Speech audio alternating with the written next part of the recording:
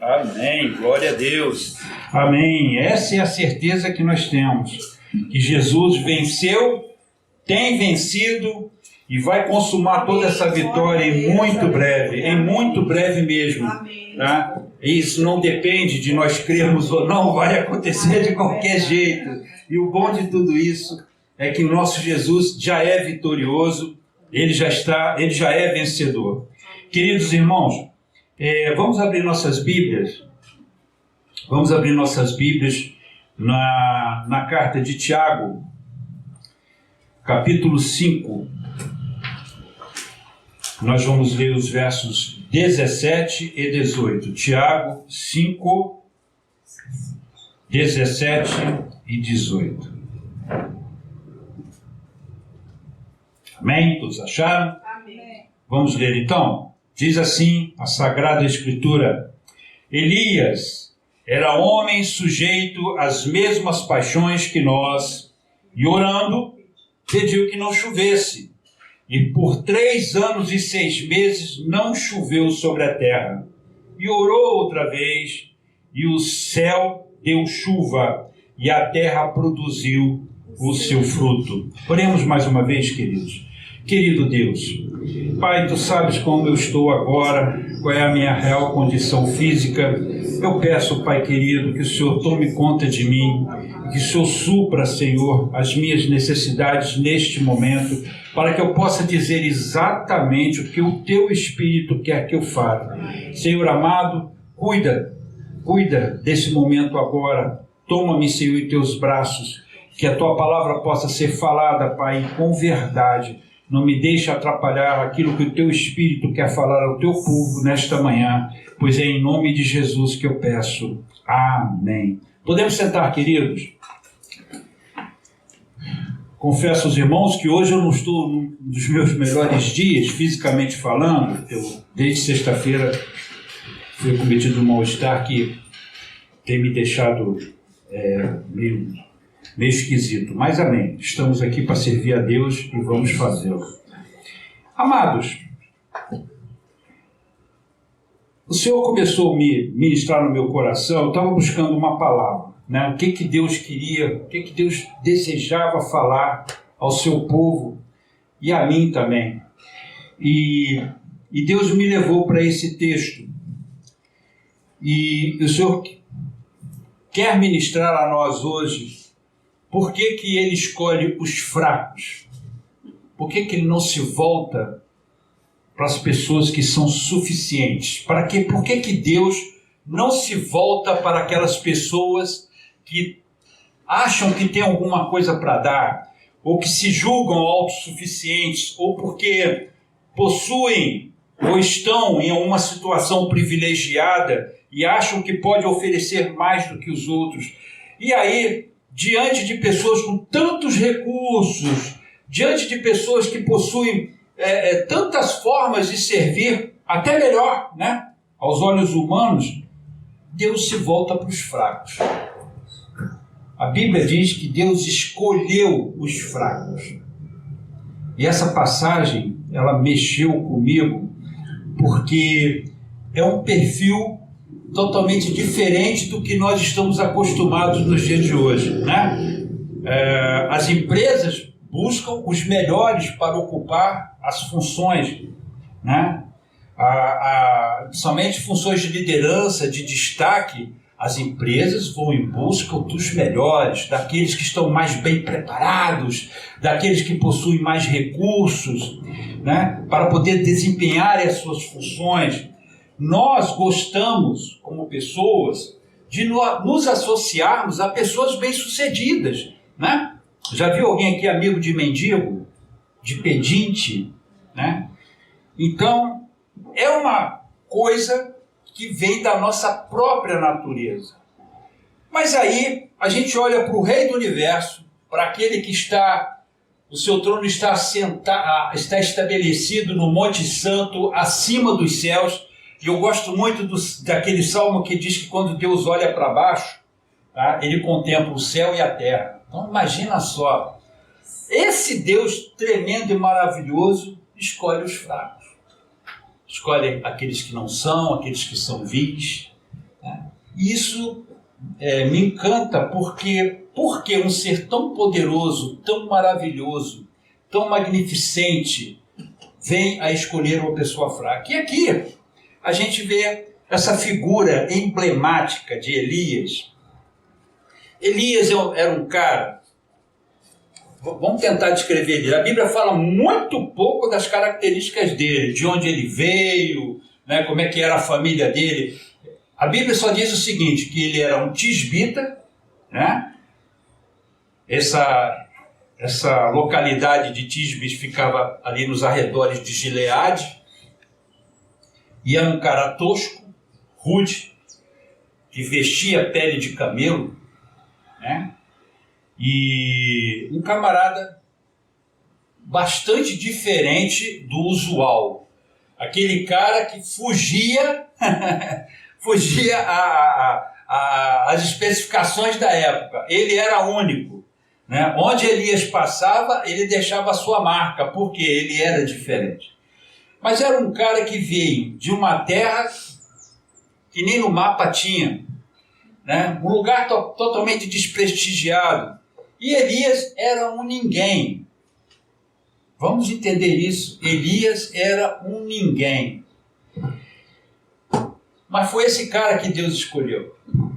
Foi esse camarada que Deus tomou para si, para fazer uma revolução em Israel. Ele viveu na região do norte, né? Todo mundo sabe que Israel, a nação, foi dividida em duas partes, o reino do sul, Judá, e o reino do norte, Israel, e ele vivia lá no reino do norte. E foi esse cara, tosco, rude, que simplesmente não tinha nada para oferecer, que Deus toma para fazer uma revolução ali no reino do norte. E que tipo de revolução? Na época vivia um rei muito mau, um rei terrível. E a Bíblia é muito clara quando ela diz que quando o rei Acabe assume o trono, ele faz pior do que os seus antecessores. E ainda traz um agravante, ele se casa com uma sacerdotisa, né, de Baal, chamada Jezabel, uma mulher terrível, terrível, terrível em todos os aspectos.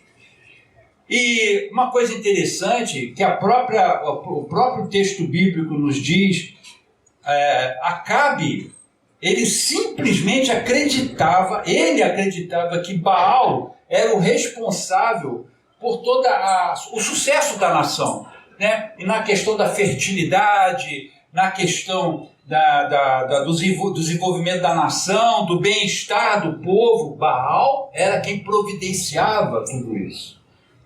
Aí Deus levanta Elias, mas ele não levanta um homem proeminente, um camarada de projeção dentro da sociedade da época, um camarada que podia acrescentar, as palavras dele teriam que ser ouvidas. Não, ele pega um camarada lá do nada, ele tira esse cara do nada, ele tira um ninguém do nada e traz para frente de Acabe e bota esse cara de frente para Acabe e diz: olha só, Acabe, você é mau, você está em pecado, está levando a nação a pecar.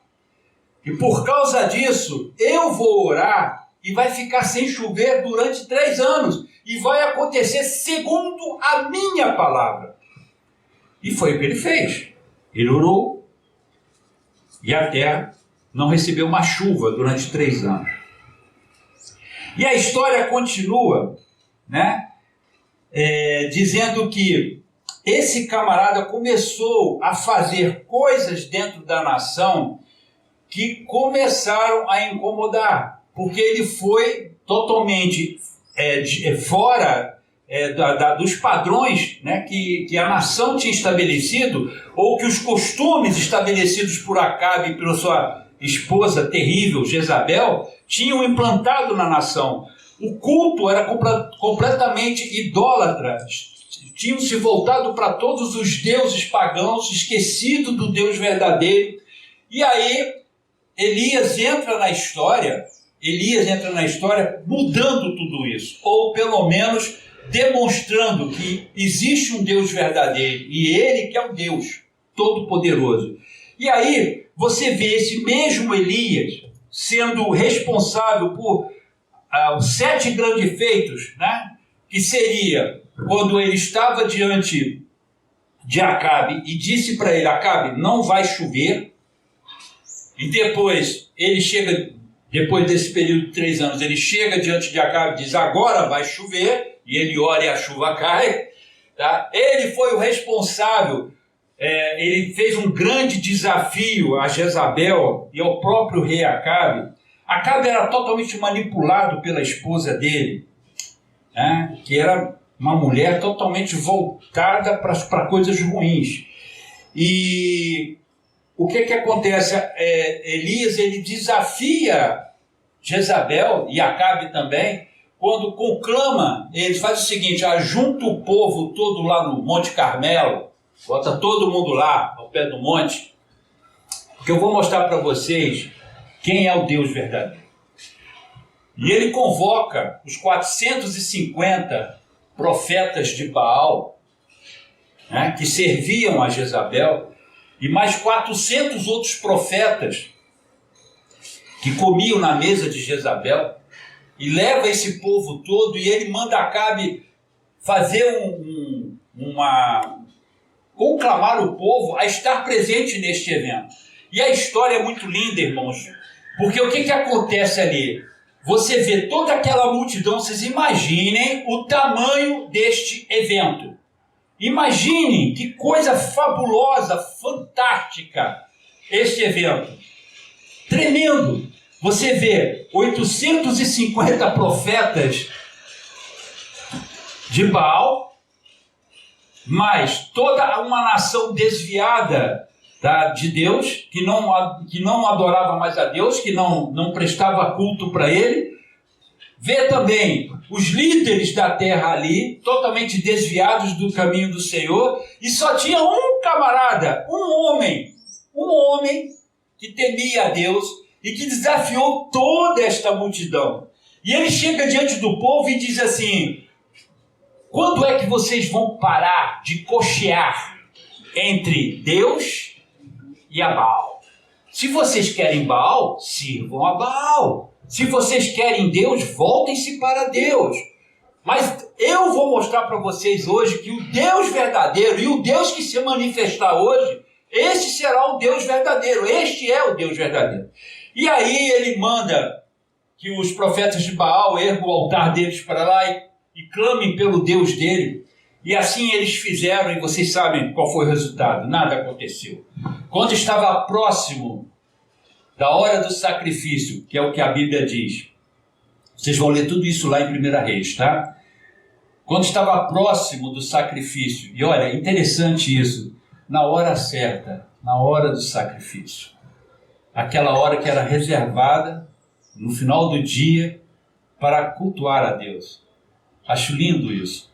Foi a hora que Elias escolheu para você. Agora chegou a minha hora. Vocês ficarem o dia inteiro clamando, e ele fez até uma chacota deles, né? Achei engraçado isso, porque Elias, apesar de tudo, era bem-humorado, né? E ele fez uma chacota dos profetas que estavam ali. Não, grita mais alto, ele pode estar dormindo ou fazendo alguma outra coisa. Não, vocês estão falando baixo, grita mais, para ele, de repente, para voltar a atenção dele para você. E nada acontecia. Aí chegou a hora do sacrifício. Perto da hora do sacrifício, a Bíblia diz, Elias vai, monta o altar. O altar estava todo destruído, ele monta o altar, de acordo com aquilo que estava prescrito na palavra. Faz o altar da forma como Deus tinha. Junta lá as 12 pedras, tudo bonitinho, coloca o sacrifício ali e pede para eles encharcarem todo aquele altar. Derramem bastante água, e assim eles fizeram. Tinha tanta água, irmãos, que a água escorria, fazia um ribeiro ali perto. Era impossível qualquer coisa pegar fogo, um troço tão encharcado como estava.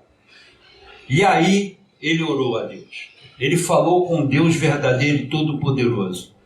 E esse Deus se manifestou, e a Bíblia diz que o fogo desceu do céu, comeu o sacrifício, comeu o altar, e ainda lambeu a água que estava em volta. Simplesmente acabou com tudo. E aí ele começa uma revolução espiritual dentro de Israel, que quando ele pega os 450 profetas de Baal, levam para um rio que estava próximo ali e mata todos. E mata todos. Por que eu estou falando isso? Fica difícil de nós imaginarmos o tamanho desse evento, mas vocês tentem imaginar, ou pelo menos comparar com os eventos da atualidade, um homem sozinho, diante de toda essa multidão e diante de todo o aparato. Gente, estava ali a nata da sociedade, porque foi uma ordem do rei que todos estivessem ali. Tanto Jezabel quanto Acabe esperavam que Elias fosse ser humilhado naquele momento. E nada disso aconteceu. Nada disso ocorreu. Pelo contrário, o nome do Senhor Deus foi exaltado, foi elevado. E eu acho interessante que, mesmo a despeito deste casal, tá, ter esse desejo, ou ter até mesmo maquinado, planejado algo para que Elias fosse envergonhado, Deus reverteu tudo isso a favor de Elias, fazendo com que fosse mostrado ali que ele era o único Deus e que Elias era o seu porta-voz ali na terra. Interessante isso. Agora, quem? Elias, um tisbita, um cara que, como eu falei, veio de um lugarejo que nem no mapa constava, um camarada com trajes rudes, um camarada que falava errado, provavelmente, tá? Um camarada tosco. Esse camarada foi que o Senhor tomou para si para fazer uma obra tão maravilhosa como esta. Então, queridos, nós vamos lá agora para 1 Coríntios, no capítulo 1.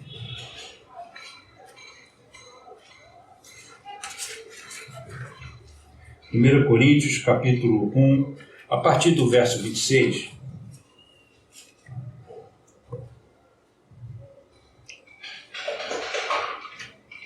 Diz assim: porque vede, irmãos, a vossa vocação, que não são muitos os sábios segundo a carne, nem muitos os poderosos, e nem muitos os nobres que são chamados.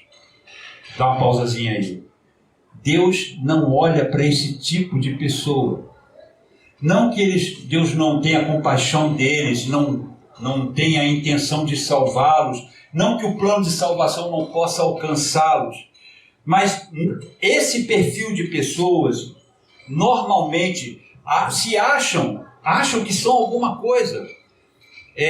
São pessoas que se julgam superiores às outras, e o texto ele nos dá essa direção, tá? A direção de que, quando Paulo diz que não são muitas as pessoas, não são muitos os sábios que Deus procura segundo a carne, né? Não são muitos os poderosos e nem muitos os nobres que são chamados. Lá no 27 ele explica: mas Deus escolheu as coisas loucas deste mundo para confundir as sábias. E Deus escolheu as coisas fracas deste mundo para confundir as fortes. E Deus escolheu as coisas vis deste mundo e as desprezíveis e as que não são, para aniquilar as que são, para que nenhuma carne se glorie perante Ele.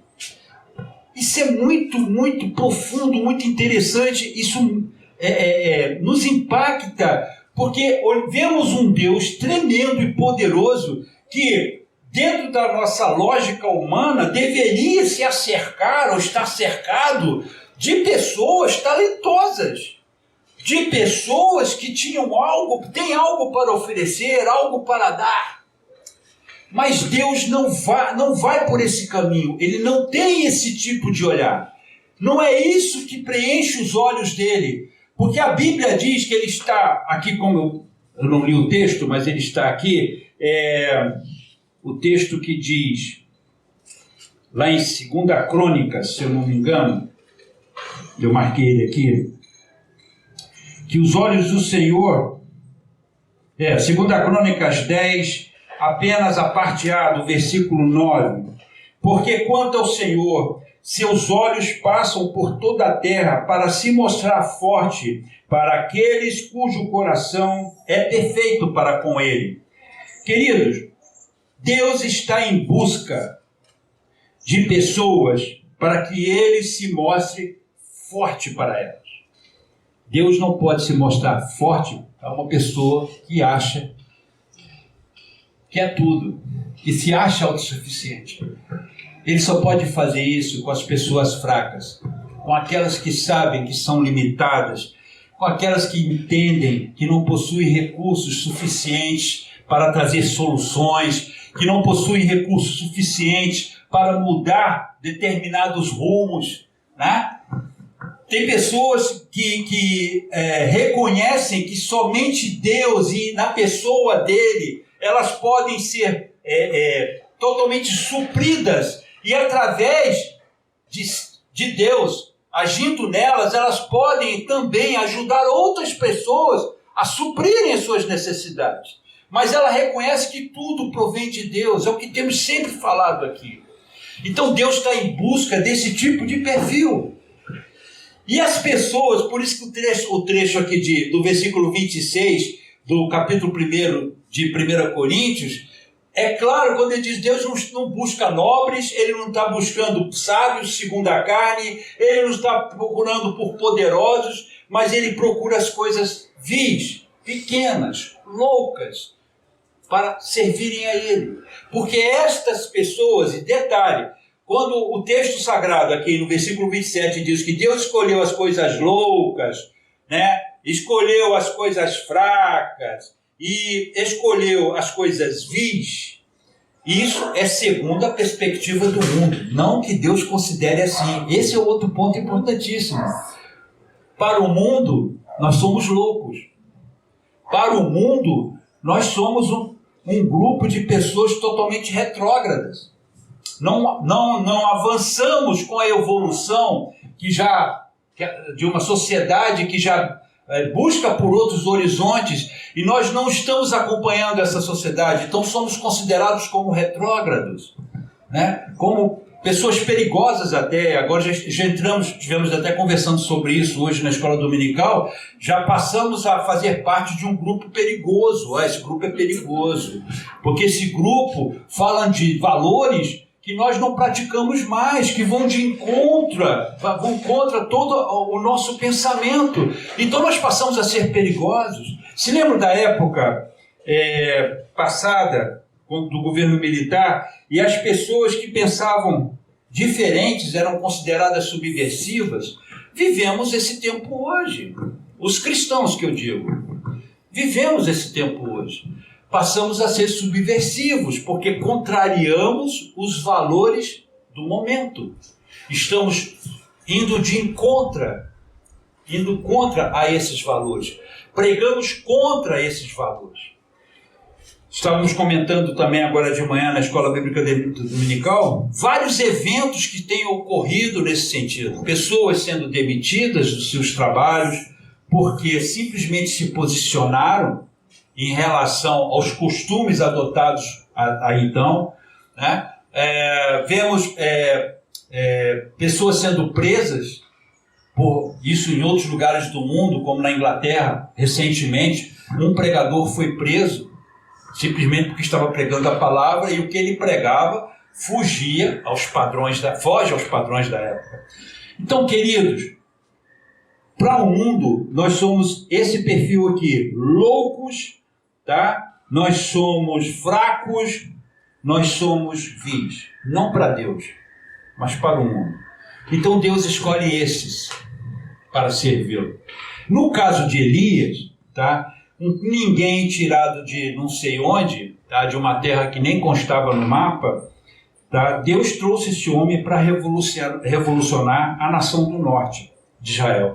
Então nós temos algumas lições que nós aprendemos aqui, tá? E essas lições que eu queria compartilhar com os irmãos. A primeira lição é que não contemplamos Deus olhando do alto. Essa é a primeira lição que nós aprendemos. Quando lemos esse texto, tá? Continuando no verso 28, por exemplo, de 1 Coríntios 1, e Deus escolheu as coisas vis deste mundo, e as desprezíveis e as que não são, para aniquilar as que são, para que nenhuma carne se glorie perante ele. Então Deus, a primeira lição que nós aprendemos é que não contemplamos Deus olhando do alto. Já pararam para pensar?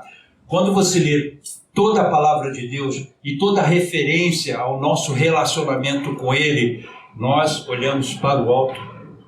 A ajuda vem do alto. Quando o Senhor nos manda, né, no Salmo 121 diz, eleva os meus olhos para os montes, eu estou olhando para o alto. É dessa forma que a gente contempla Deus. Quando nós estamos no nosso lugar e quando nós entendemos que Ele é soberano, que Ele está acima de todas as nações, que Ele é o Rei da Glória e que Ele que é o suficiente em todas as coisas, Ele que é o eterno. Então, quando essa relação de olharmos para cima é exatamente para mostrar para nós a nossa condição. Nós só vamos contemplar Deus, irmãos. Só iremos contemplar Deus olhando para o alto. Nunca vamos contemplar Deus de cima para baixo. Entendem? Infelizmente, queridos, muitos adotam essa postura. Se vocês abrirem suas Bíblias lá em Isaías, no capítulo 57, verso 15, vocês irão ver que esse texto corrobora o que eu estou dizendo.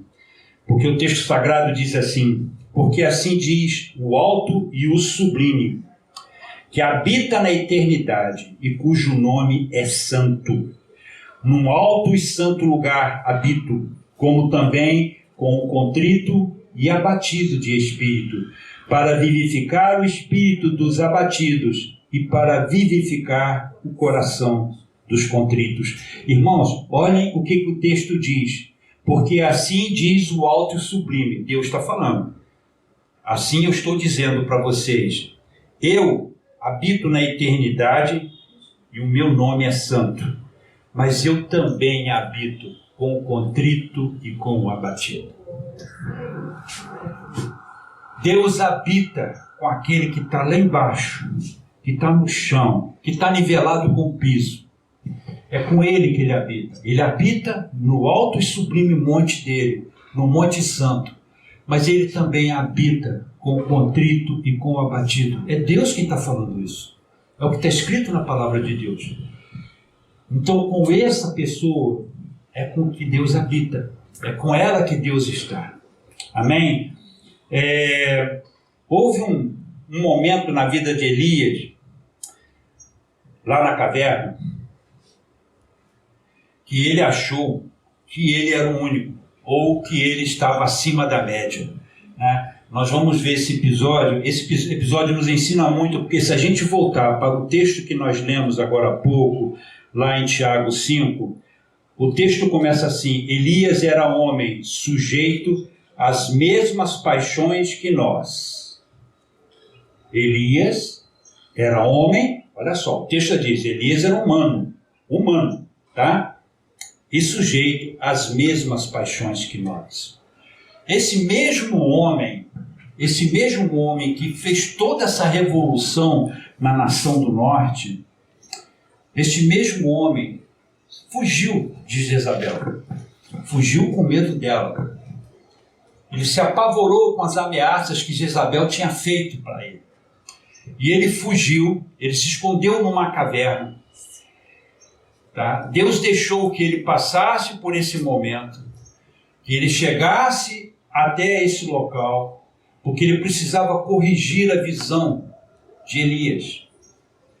Apesar de toda a experiência que Elias tinha com Deus, apesar de Elias ver todo o poder de Deus fluindo através dele, nas obras que ele fez, né? Nos milagres que ele fez, ele dividiu o Jordão em dois, né? Passou no meio dele, ele participou deste evento grandioso e fez a mudança radical, fazendo com que o povo entendesse que só existe um Deus verdadeiro. Ele orou 2 vezes, uma para não ter mais chuva e a outra para chover. Esse homem viu todos esses milagres acontecendo através dele. Ele foi o instrumento de Deus. E aí, Elias começa a deturpar essa visão. Ele começa a ter digamos assim, ele começa a se desequilibrar nesse momento em que Deus começa a usar. Tanto que, quando Jezabel o ameaça, ele foge da presença dela, se esconde na caverna. E ali, naquele momento, Deus faz a seguinte pergunta a ele: o que você está fazendo aqui, Elias? O que você faz aqui? Por 2 vezes, ele repete a resposta por 2 vezes, a mesma resposta. Vocês vão ver. Quando ele chega para Deus e responde da seguinte maneira: Senhor, ninguém mais quer saber de nada de ti, o povo de Israel se desviou dos teus caminhos, e no final só eu que restei. Né? E aí, uma segunda vez, nesse diálogo que Deus tem com ele, ele dá a mesma resposta. E aí Deus o chama para fora da caverna. Deus o tira do local onde ele estava e leva ele para fora. E lá Deus se manifesta através de um poderoso redemoinho, depois uma coluna de fogo, depois de um terremoto. E no final, Deus se manifesta no sibilar de uma brisa, um vento. E ali, novamente ele pergunta, e é quando Elias dá essa resposta para ele, repete a mesma coisa. Aí ele diz: não, Elias, você está enganado. Você não é o único. Tem mais 7.000 que não dobraram seus joelhos a Baal. Então ele muda a perspectiva de Elias. Ele transforma a visão de Elias. Ele precisava fazer isso com Elias, porque Elias já estava se desviando dessa visão. Tá? Estava deixando-se abater, tá? Por esse momento, por essa situação. Queridos, a primeira lição, então, que nós precisamos entender nisso tudo, é que nós só podemos contemplar Deus aqui de baixo. Não tem como nós contemplarmos Deus nas nossas supostas posições, onde achamos que somos alguma coisa ou que temos alguma coisa. Dessa posição, nós não conseguimos enxergar Deus. A segunda lição, queridos: o poder de Deus, ele se aperfeiçoa na fraqueza. O que quer dizer isso? Lá em 2 Coríntios 12, verso 9, nós lemos o seguinte: e disse-me, a minha graça te basta, porque o meu poder se aperfeiçoa na fraqueza. De boa vontade, pois, me gloriarei nas minhas fraquezas, para que em mim habite o poder de Cristo. Eu confesso aos irmãos que esse texto sempre me intrigou. Como é que alguém pode se gloriar nas suas fraquezas? Como alguém pode se alegrar nas fraquezas? Né? E a palavra que traduzida diz que é aperfeiçoar, né? Como ele diz aqui, como Deus fala para ele, para o apóstolo Paulo aqui no caso, o meu poder se aperfeiçoa na sua fraqueza. Essa palavra aperfeiçoar no grego é telelou, que é acrescentar o que ainda está faltando a fim de tornar-se algo completo. Essa é a conotação, é a tradução dessa palavra telelu, que quer dizer aperfeiçoar. Ou seja, à medida que você vai avançando na presença de Deus e através dos momentos difíceis pelas quais você passa e através dos momentos em que você se torna, a sua fraqueza começa a se manifestar. Porque, irmãos, uma coisa que nós precisamos entender, todos nós precisamos compreender isso, queridos. Todos nós precisamos entender que nós somos humanos e falhamos, erramos. Muitas das vezes nós desagradamos a Deus na nossa jornada, na nossa caminhada com Ele. Não é uma coisa normal, vamos dizer assim, mas é algo natural. Faz parte da nossa natureza decaída nos leva a isso. Por isso precisamos estar vigilantes, Por isso precisamos estar em oração constante, porque a nossa natureza decaída vai sempre lutar contra nós. E ela sempre vai tentar contra nós, vai tentar nos demover da nossa marca, da nossa posição. Então, cair, meus irmãos, a Bíblia diz que cair é do homem, mas o levantar é de Deus. Então, a nossa alegria, a nossa tranquilidade está exatamente em sabermos que Deus está sempre pronto a nos erguer. Naquele momento que nós achamos que não vamos conseguir mais, que nós erramos, eu errei, eu vacilei, eu saí. Se você se colocar diante de Deus e se arrepender, como Davi fez, por exemplo, Deus vai te resgatar, Ele vai te renovar, Ele vai fazer você frutificar novamente. O que nós não podemos fazer é permanecer no fracasso do pecado, não permanecermos no erro que o pecado nos faz ter.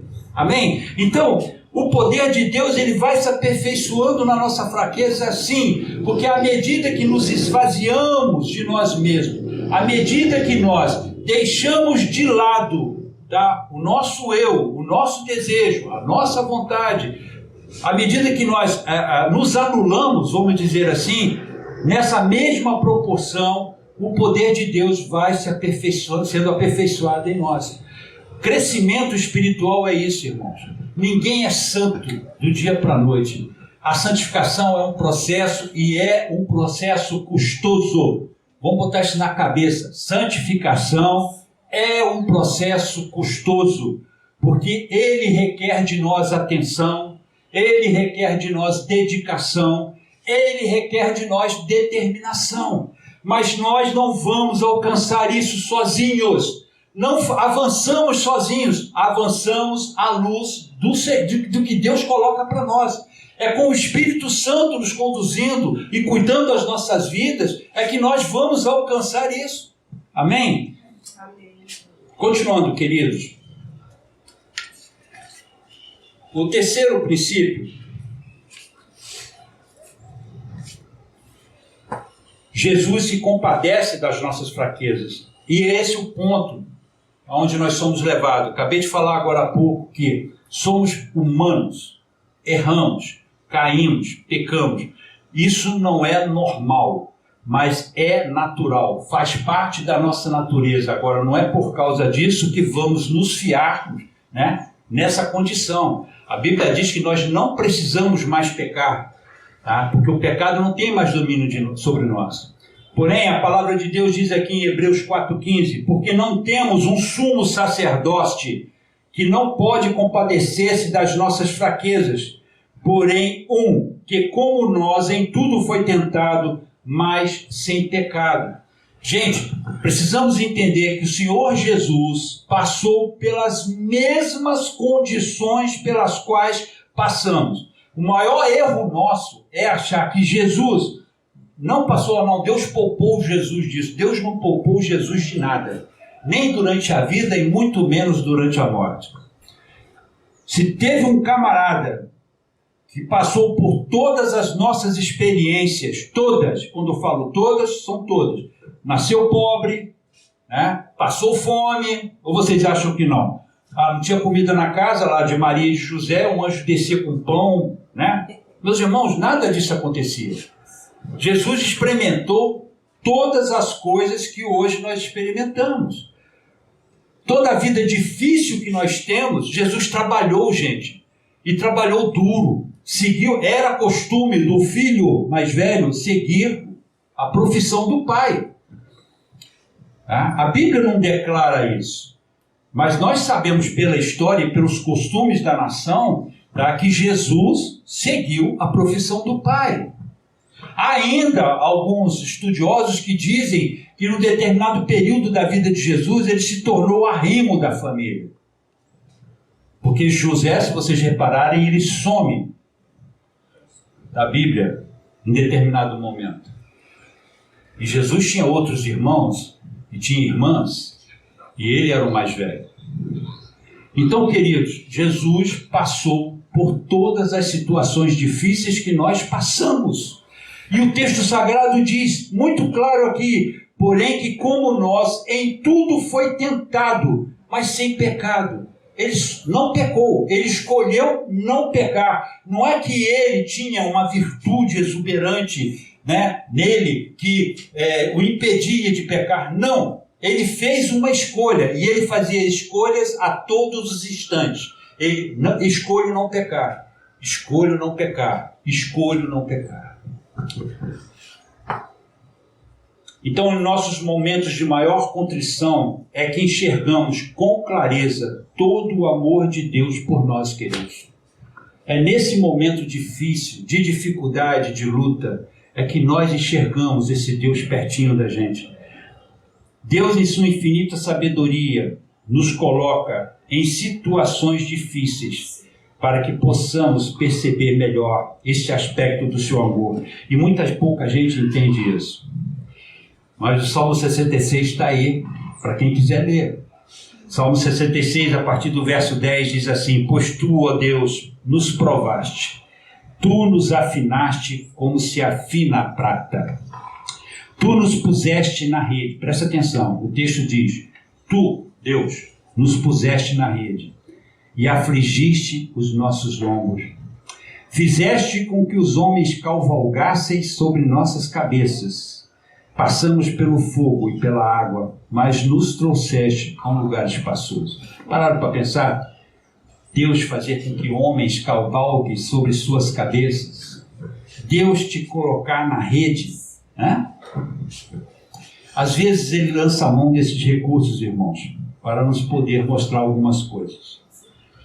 Às vezes estamos com a nossa mente tão entorpecida por tantos fatores desta vida, que nós não deixamos de olhar para Deus, deixamos de enxergar a Ele, e Ele está vendo a gente caminhar numa direção completamente tortuosa, numa direção que vai nos levar à ruína, e aí o único recurso que sobra a Ele, por causa do amor que Ele tem por nós, é este aqui. E eu já passei por essa seara inúmeras vezes na minha vida, e louvo a Deus por isso, porque apesar da minha, desculpa a expressão, da minha idiotice, tá? Deus teve compaixão de mim, irmãos, me fazendo passar por momentos difíceis na minha vida, para que eu enxergasse a Ele e voltasse para os seus caminhos. São recursos, meu Deus, que Deus lança a mão por amor a nós, e é por isso que o texto diz, tá, que o nosso sacerdote, ele se compadece, nosso sumo sacerdote, é o que o texto diz em Hebreus 4,15, é que ele se compadece das nossas fraquezas. E por último, irmãos, para encerrar, a quarta lição, porque a glória é somente de Deus, queridos. Ponto final. E aí muita gente também não entende. Mas por que Deus reivindica essa glória para Ele o tempo todo? Por quê? Por que a glória é de Deus? Por que Ele faz tanta questão desta glória? E aí tem uma coisa interessante que a gente precisa entender. Em Isaías 42:8 diz: eu sou o Senhor, este é o meu nome. A minha glória, pois, a outrem não darei, nem o meu louvor às imagens de escultura. Por que Deus diz: essa glória é só minha e não é de mais ninguém? Eu vejo uma razão, existe uma razão principal, que simplesmente porque Ele é Deus, Ele é o eterno, Ele é o alfa e o ômega, Ele é o criador de todas as coisas e ninguém mais digno desta glória do que Ele. Ponto final. Poderia parar por aí? Poderia. Mas Deus me mostra também outros fatores importantes e eu só vou falar de um deles, que é o caso de nós não sabermos lidar com a glória. E ainda vou um pouquinho além, um pouquinho da fronteira? Vamos, nem os anjos sabem. Vimos o resultado no céu. Lúcifer não soube lidar com todo o aparato que ele tinha ao seu redor, como anjo de luz, como aquele que estava ali no Monte Santo de Deus servindo a ele. A Bíblia diz: você era perfeito em todos os teus caminhos, até que. Entendem? Lúcifer não soube lidar. 1/3 dos anjos do céu não souberam lidar. E muito menos nós, irmãos. Não temos condição de lidar com a glória. Não temos condições de lidar com os likes, não temos condições de... Irmãos, nós não temos condições de lidar com isso, porque isso é extremamente perigoso. Nós não temos capacidade para lidarmos com isso. Nós não temos instrumentalidade, inteligência. Nós não sabemos separar as coisas. E por que Deus pode? Não somente porque Ele é absoluto, mas pelo fato que isso, para Ele, já faz parte dele. Quer dizer, não altera as circunstâncias para Ele. Deus não se infla por causa disso. Porque Ele já é assim. Mas nós não, irmãos. E por isso que Deus fala, a glória é só minha, cara. É só minha. Mas Ele faz isso mais para nos proteger, irmãos. Porque se nós entrarmos por essa trilha, por esse caminho, é fatal, porque nós não sabemos lidar com isso. E o resultado está aí para quem quiser ver, no céu e na terra. Aqui entre nós, quantos casos nós temos de irmãos e de irmãs que se inflaram e hoje estão perdidos. Então, quando o Senhor diz, a glória é só minha, ela é só minha porque você não sabe lidar com ela. Amém? Queridos, 4 princípios, 4 lições que nós aprendemos. E quando nós usamos o personagem Elias, nós vemos um camarada que no final da sua história, depois de toda a sua missão cumprida, Deus o tomou para si. Ele foi trasladado ao céu. Porque ele é um cara bonzinho? Porque ele tinha qualidades? Ele era um homem, como o texto de Tiago diz, sujeito às mesmas paixões que as nossas, humano como nós. Mas ele tinha uma coisa, ele amava a Deus. E ele entendia isso. Ele entendia, nessas 4 lições que nós vimos aqui hoje, ele não olhava a Deus lá do alto, não é para... Quando ele começou a, digamos assim, achar que era alguma coisa, né? Deus deu-lhe uma escovada para ele poder voltar ao normal. Que o poder de Deus se aperfeiçoou na fraqueza. Tudo que Elias fez, ele reconheceu que foi Deus que fez através dele. Nós temos grandes exemplos na história de Elias. Por exemplo, quando Deus manda lá para o ribeiro de Querite, e lá ele é alimentado por corvos, né? Um animal imundo, por sinal. Deus faz as coisas assim mesmo para deixar marcado, sou eu que estou fazendo, né? E aí nós vemos que Jesus se compadece das nossas fraquezas. Ele entendia isso, tanto é que Deus se compadeceu dele lá na caverna e por 2 vezes falou com ele, o que você está fazendo aqui, meu camarada? O que tu está fazendo aqui? Né? E corrigiu a visão dele ali. E por último, a glória pertence somente a Deus. E isso ele fez lá no Monte Carmelo, quando ele falou, vocês vão ficar cocheando entre o verdadeiro Deus e a Baal, então escolhe logo quem vocês querem, porque hoje o verdadeiro Deus vai se manifestar aqui. Amém? Então, queridos, é isso que o Senhor colocou no meu coração.